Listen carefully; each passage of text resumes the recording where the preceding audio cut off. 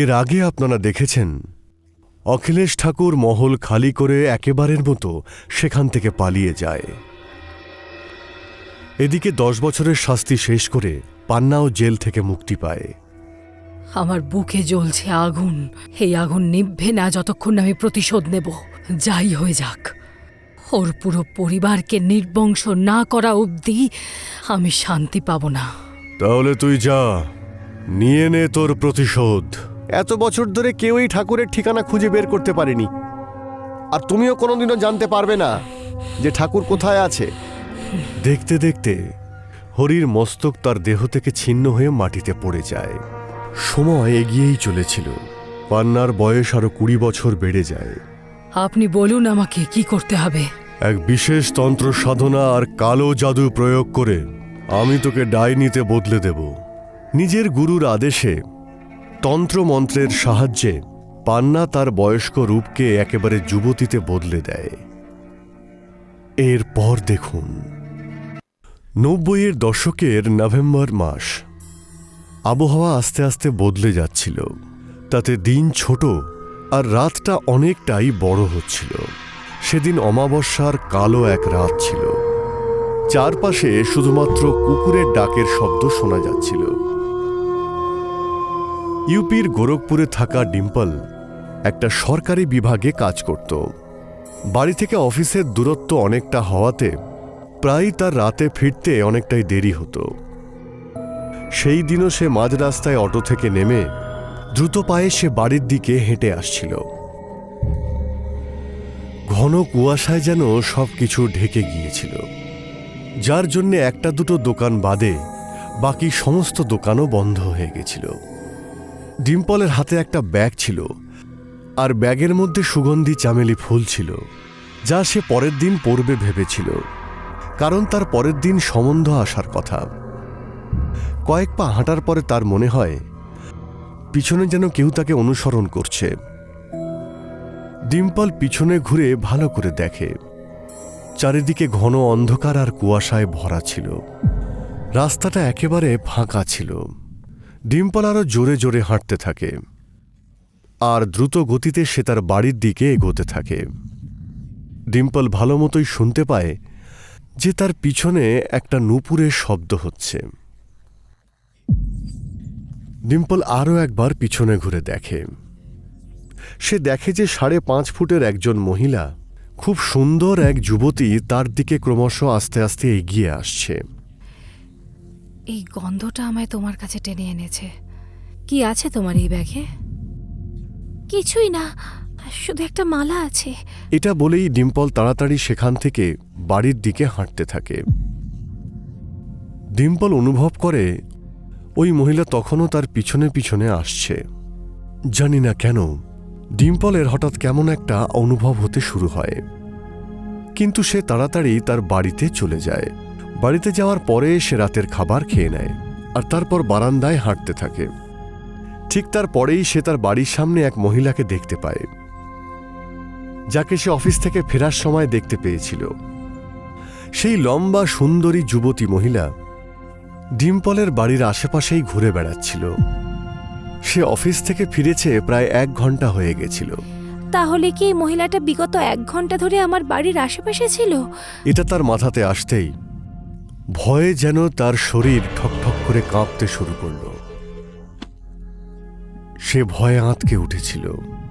সে তাড়াতাড়ি ঘরের মধ্যে গিয়ে ঘুমিয়ে পড়ে। ঠিক 1-2 দিন পরের কথা, অফিস থেকে ফেরার সময় সে আবার সেই নূপুর পরা পায়ের শব্দ শুনতে পায়। সে কিছু বুঝে ওঠার আগেই একজন মহিলা তার নাম ধরে ডাকে। ডিম্পল। কেউ তার নাম ধরে ডাকছে এটা শুনে ডিম্পল থমকে দাঁড়িয়ে পড়ে। সে পিছনে ঘুরে তাকায়। সেই মহিলা তার ঠিক সামনেই দাঁড়িয়েছিল। কে তুমি? আমার নাম কি করে জানলে? আরে ভয় পেও না, আমি এই ব্লক 201-এ থাকি। আসলে আমার একটা পার্লার আছে। পার্লারের ভেতর থেকে তোমায় আসতে যেতে দেখি।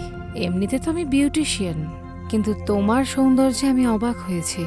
কি সুন্দর ঘন চুল তোমার, আর কি সুন্দর মায়াবী চোখ তোমার। আচ্ছা, তোমার যদি কখনো পার্লারে আসার দরকার হয় আমার কাছে এসো, কেমন? যদিও হঠাৎ করে সেই মহিলাকে দেখতে পাওয়া আর পার্লারের কথা শুনে ডিম্পল ভিতরে ভিতরে খুব ভয় পেয়েছিল, কিন্তু ডিম্পল তখনকার মতো শুধু মাথা নেড়েই সম্মতি জানায়। তবে মাত্র 2 দিন আগেই ওই মহিলার সঙ্গে দেখা হয়েছিল, কিন্তু হঠাৎ ডিম্পলের মুখে লাল লাল ছোট ছোট দাগ দেখা দেয়। ডিম্পল নিজের ওপর খুব বিরক্ত হয়ে কোনো পার্লারে গিয়ে স্কিন ট্রিটমেন্ট নেওয়ার কথা ভাবে। ওই 201-এর পার্লারে যাব? বেচারি নিজের পার্লার অ্যাডভার্টাইজ করার জন্য কত কিছু করেছে। ডিম্পল 201 নম্বরের সামনে গিয়ে পৌঁছয়। সামনে একটা বড় বোর্ড লাগানো ছিল, যার নাম ছিল কামিনী বিউটি পার্লার। একটু ইতস্তত হয়ে ডিম্পল পার্লারের ভিতরে ঢোকে। সে একটু অবাক হয়ে যায়। পুরো পার্লারটা প্রায় অন্ধকার ছিল, শুধু হালকা লাল আর নীল আলো ছিল। তাতে পুরো পার্লারটাকে মোটামুটি দেখা যাচ্ছিল। ডিম্পল চারপাশটাকে খুব ভালো করে দেখেই যাচ্ছিল। ঠিক তখনই তার কাঁধে কেউ একটা হাত রাখে, আর তাতে ডিম্পল ভয় পেয়ে যায়। আরে ম্যাম, আপনি ভয় পাচ্ছেন কেন? আপনি আরাম করে বসুন, আমি কামিনী দেবীকে ডেকে আনি। ম্যাম, আপনার ক্লায়েন্ট এসে গেছে, বাইরে আসুন। ওই মেয়েটা যাওয়ার কিছুক্ষণ পরেই সেই লম্বা সুন্দরী যুবতী মহিলা আস্তে আস্তে ডিম্পলের কাছে এগিয়ে আসে এবং খুব শান্ত গলায় ডিম্পলকে বলে, চিনতে পারছো আমায়? হ্যাঁ, ওই তো সেদিন রাত্রে দেখা হলো। এটা তো আমি জানতাম তুমি আসবে, কিন্তু এত তাড়াতাড়ি আসবে এটা জানতাম না। কি ট্রিটমেন্ট নেবে? জানি না আমার মুখে এই দানাগুলো কি করে এসেছে। আমি তো নিজের মুখটাই চিনতে পারছি না। প্লিজ কিছু করুন না। আপনার স্কিন কি বিউটিফুল আর গ্লোই, আর সেখানে আমার স্কিন দেখুন 25 বছরে 45 বছরের মতো লাগছে। ওহ, থ্যাংক ইউ সো মাচ। ব্যাস, তোমাদের মতো কাস্টমারদের জন্যই তো আমার স্কিন এত ভালো। এর মানে কি যে কাস্টমারের জন্য আপনার স্কিন এত ভালো? আরে ছাড়ো, আমি তো মজা করছি। এর সাথে মিট করো, এ আমার অ্যাসিস্ট্যান্ট নীরু। নীরু, ম্যাডামের জন্য অ্যান্টি অ্যাকনে ট্রিটমেন্ট রেডি করো। প্রথমবার আমাদের পার্লারে এসেছেন, যেন নিরাশ না হন, ঠিক আছে? কিন্তু ম্যাম, ট্রিটমেন্ট নেওয়ার জন্য তো ওনাকে রাতে আসতে হবে না? আরে হ্যাঁ, নীরু একদম ঠিক বলছে। অ্যাকচুয়ালি তোমার যে ট্রিটমেন্ট দরকার সেটা আমি রাতেই করি, যাতে রোদ না লাগে স্কিনে, না হলে সাইড এফেক্ট তো হতে পারে। বলো, তুমি এক কাজ করো, আজ তো সানডে, কাল তুমি অফিস থেকে ফিরতি পথে ট্রিটমেন্টটা নিও। কিন্তু আমি অফিস থেকে ফিরতে ফিরতে রাতে 8টা হয়ে যায়। আপনার পার্লার অত রাতে খোলা থাকবে? আমার পার্লার 24/7 খোলা থাকে। আমি বেশি কাজ রাতেই করি, আমার কোনো প্রবলেম নেই। ডিম্পল ওই মহিলার সব কথা শুনছিল। ঠিক তখনই আরও একজন সুন্দর মহিলা পার্লারে আসে। আরে আরে আসুন মিসেস শর্মা, বলুন আপনার হেয়ার ট্রিটমেন্ট কেমন লাগলো? কিছু উপকার পেলেন? আরে কামিনী, তোমার জ্ঞানের প্রশংসা করতেই হবে। আরে তুমি দেখে নাও আমার চুলটা কত ঘন কালো। সবাই তো আবার এই চুলের সিক্রেট জিজ্ঞেস করছে। Thank you so much. আপনার এই লম্বা চুল কি সত্যি কামিনী দেবীর জন্য হয়েছে? হ্যাঁ হ্যাঁ, একদম। কামিনী দেবীর ব্যাপারই আলাদা। এখানে এসে তো আবার লাইফটাই চেঞ্জ হয়ে গেছে। আগে তো আমার চুলটা এমনি লম্বা ছিল, কিন্তু কামিনী দেবী ট্রিটমেন্টে আমার চুল আর বিউটি যা হয়েছে কি বলবো। মিসেস শর্মার মুখ থেকে পার্লারের এত প্রশংসা শুনে ডিম্পলের মনেও ইচ্ছে জেগে ওঠে যে ও একবার ট্রিটমেন্ট ট্রাই করে দেখবে। আচ্ছা ঠিক আছে, আমি ট্রিটমেন্ট করতে রেডি। আপনি আমার অ্যাপয়েন্টমেন্ট বুক করে নিন কাল 8:30টার জন্য। যখনই ডিম্পল তার জন্য ট্রিটমেন্ট বুক করে, সে অনুভব করে পিছনের বাল্বটা ক্রমশ ব্লিঙ্ক করে যাচ্ছে। দেখতে দেখতে বাল্বটা নিচে পড়ে ভেঙে যায় আর ঘরটা পুরোপুরি অন্ধকার হয়ে যায়। সেই অন্ধকারে ডিম্পল একটা ছায়া দেখতে পায়, যা দেখে ডিম্পল খুবই ভয় পেয়ে যায়। এটা কি? আপনার পেছনে কেউ আছে কামিনী দেবী? আমার কথাটা শুনুন, কেউ আছে ওখানে? আরে শান্ত হয়ে যাও ডিম্পল, কেউ নেই। আরে বাবা, কিছু হলে আমরা দেখতে পেতাম না? বাল্ব ফেটে যাওয়ার জন্য অন্ধকার হয়ে গেছে, ওই জন্য তোমার মনে হচ্ছে। ভয় পেও না, চলো পার্লারের বাইরে অবধি আমি তোমায় দিয়ে আসি। চলো, এসো। কামিনী হাসি মুখে তাকে পার্লারের বাইরে নিয়ে আসে। ডিম্পল পার্লার থেকে বেরিয়ে নিজের বাড়ির দিকে হাঁটতে থাকে, কিন্তু রাস্তায় আসার সময় তার বারবার মনে হয় কেউ যেন তার পিছনে পিছনে হাঁটছে। নিজের ভুল ধারণা দূর করার জন্য সে বারবার পিছনে ঘুরে দেখে, কিন্তু কাউকেই দেখতে পায় না। কিন্তু সে খুব ভয়ে ভয়ে বাড়ির দিকে হাঁটতে থাকে। পরের দিন ছিল সোমবার। রাত ৮টার সময় ডিম্পলের অ্যাপয়েন্টমেন্ট বুক ছিল, সেই জন্য অফিস থেকে বেরিয়ে এসে তাড়াতাড়ি পার্লারের দিকে হাঁটতে থাকে। পার্লারের ঠিক সামনে পৌঁছতেই সাদা কাপড় পরা একজন মহিলা তার দিকে এগিয়ে আসে। সেই মহিলা ঘোমটা দিয়ে নিজের মুখটাকে ঢেকে রেখেছিল। অন্ধকারে ওইভাবে ঘোমটা পরা একজন মহিলাকে দেখে ডিম্পলের কেমন একটা সন্দেহ হচ্ছিল। চলে যাও, না হলে পস্তাবে। চলে যাও এখান থেকে। আরে আরে, কে তুমি? এরকম কথা বলছো কেন? আমি তো তোমাকে চিনিও না। ঘোমটা দিয়ে আছো কেন? ঘোমটা উঠিয়ে নিজের মুখটা তো দেখাও। আর কি ব্যাপারে তুমি কথা বলছো? আমি পস্তাবো কেন? এরকম বলছো কেন? আগেও এসেছিলাম তোমায় সাবধান করতে, কিন্তু তুমি বুঝতে পারোনি। সময় হাত থেকে চলে যাচ্ছে।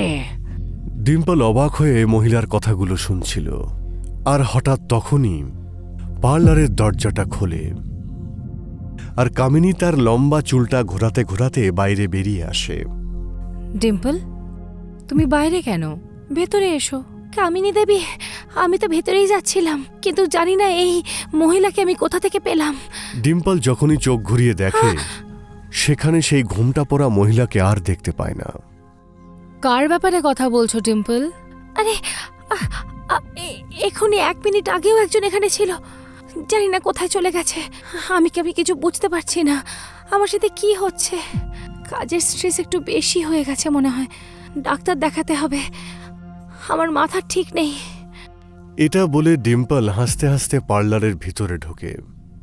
নীরু, ডিম্পল ম্যামের চোখে পট্টি লাগিয়ে দাও, তারপর আমরা ট্রিটমেন্ট শুরু করব। কিন্তু পট্টির কি দরকার? আরে বাবা, ক্রিম আর কেমিক্যালস তোমার চোখে ঢুকলে চোখের অনেক কষ্ট হতে পারে, সেটা বোঝো। তাই আমরা চোখে পট্টি লাগিয়ে ট্রিটমেন্ট করি। ডোন্ট ওয়ারি, আমি আছি তো, সব সামলে নেব। তুমি শুধু একদম রিল্যাক্স করে চেয়ারে বসো, চোখ বন্ধ করে। আরে খুব এফেক্টিভ আমার ট্রিটমেন্ট, একবারই তোমার রং পাল্টে দেব। ডিম্পল চেয়ারে বসে চোখ বন্ধ করে নেয়, আর কামিনীর অ্যাসিস্ট্যান্ট নীরু একটা কাপড় এনে ডিম্পলের চোখ বেঁধে দেয়। ডিম্পল চোখ বন্ধ করার পরে 1 ঘন্টা ধরে নীরু আর কামিনী মিলে কিছু ট্রিটমেন্ট করে। 1 ঘন্টা পর যখন ডিম্পলের চোখ থেকে কাপড় খুলে দেওয়া হয়, তখন ডিম্পল নিজের মুখ দেখে অবাক হয়ে যায়। ও মাই গড, মনেই হচ্ছে না এটা আমি। আমার মুখের দানাগুলো গুনে শেষ করা যেত না। এমন কি করলেন আপনি কামিনী দেবী 1 ঘন্টায়? অর্ধেকের বেশি কালি আর ওই দানাগুলো একদম গায়েব হয়ে গেছে। আমি তোমায় বলেছিলাম না, শুধু আমার উপর ভরসা করো। তোমাকে আরও 2টো সিটিংয়ের জন্য আসতে হবে, তারপর আয়নায় নিজেকে দেখবে, নিজেকেই চিনতে পারবে না। সারা জীবন মনে রাখবে আমাকে, যে আমার পার্লারে একবার আসে সে কোনোদিন আমায় ভোলে না। কামিনীর কাছে এমন কোন জাদু আছে যাতে সে সবাইকে সুন্দরী করে দেয়? সত্যি কি কামিনীর পার্লারে এসে ডিম্পলের সমস্যার সমাধান হয়েছে, নাকি ও কোনো সমস্যায় পড়েছে?